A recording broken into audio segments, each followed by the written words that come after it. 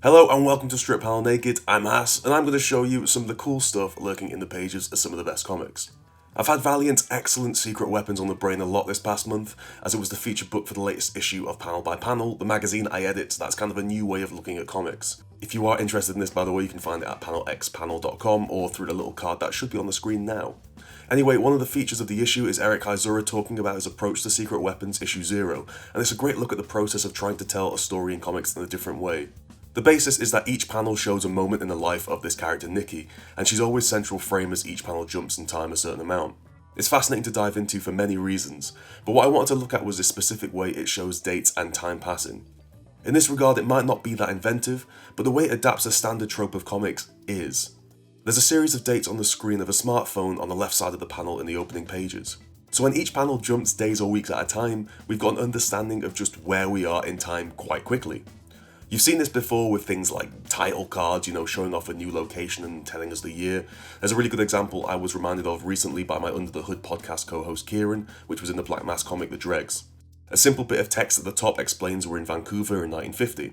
A panel later we see it's 1990, but in this example we're not just being told location and date, it's actually being juxtaposed with an expanding city, so it tells a clever tale of expansion and money as time passes.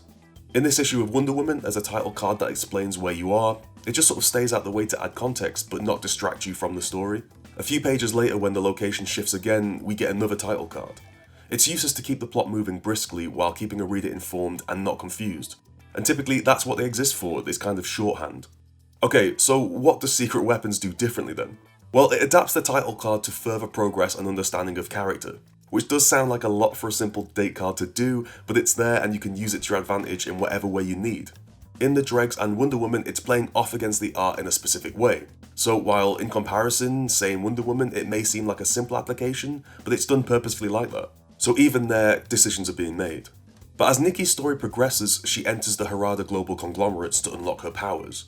This is a place where they do tests to unlock essentially superpowers in the Valiant universe.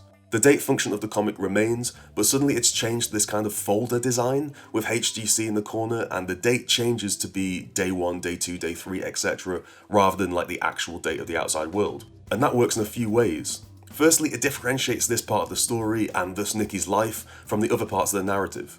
It shows she's entered a brand new chapter of her life. But it also changes how we're looking at her and her situation.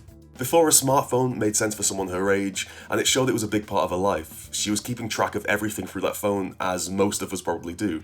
Now though, she's monitoring everything through the HGC and their date system, which noticeably drops the real world date and replaces it with how many days she's been there. And that's the other part of it. Time loses meaning.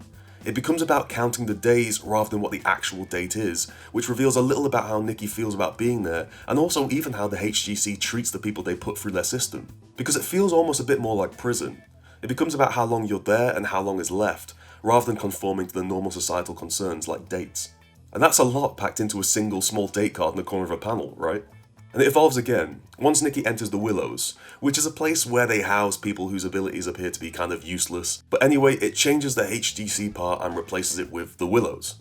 In some ways, now functioning like the location cards we saw in those previous examples, but interestingly it keeps the day format rather than the date format. Again, to me it keeps this connotation of prison and entrapment, and it's something Nikki even addresses herself in the story. And then we get this last evolution to post-it notes. So Nikki runs away from the Willows, and now we go to these handwritten notes where the dates have been before. And it tells us a new change in location and chapter of Nikki's story again, but it also reveals something deeper. She's back to knowing the date, she's back in the real world, but her life has changed and it's different than it was before. No longer with her phone, nothing more technical than scraps of paper and a pen. She's on the run, and this sort of represents it in a nice way, where her phone represented home and stability before. And so we associate the date now with her freedom in a way, because that's when she had freedom before, when she was at home, when she was living a normal life, and all that freedom gets taken away from her, and it gets replaced with this day 1, day 2 thing. So now, even though she's on the run and in a much worse situation visually, she's got her freedom back, and that's kind of important for this. And these subtle shifts and changes in the way it presents the same information is the same as how you might see a repeated panel in a comic where only one or two things change, and it's drawing your attention specifically to that change. Here it's exactly the same. So panel to panel, it's initially asking you to recognize the change in date, therefore understand we're in a new scene or time, but through the visual transition of presentation, it's also asking you to recognize something about Nikki's life, her headspace, her surroundings, where she is in her life.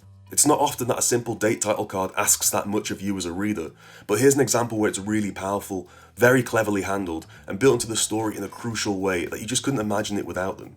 It got me thinking a lot about ways that you can do this in regular title cards or in other ways, and that's something I want to talk about on the Strip Panel Naked Patreon this week. I'm going to go into details about how you can play around with that, so if you want to see a bit more about this, you can check it out on there soon.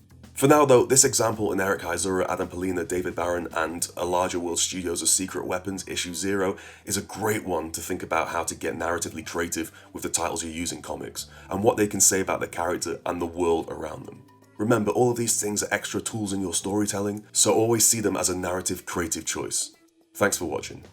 If you're a fan of Strip Panel Naked, I'd love your support through Patreon, where for your pledge there's tons of extra content updated every single week. You can find my magazine at panelxpanel.com, and I'm on Twitter at HassanOE. Finally, hit subscribe and that notification bell to keep up to date with all the latest episodes, and I'll see you next time.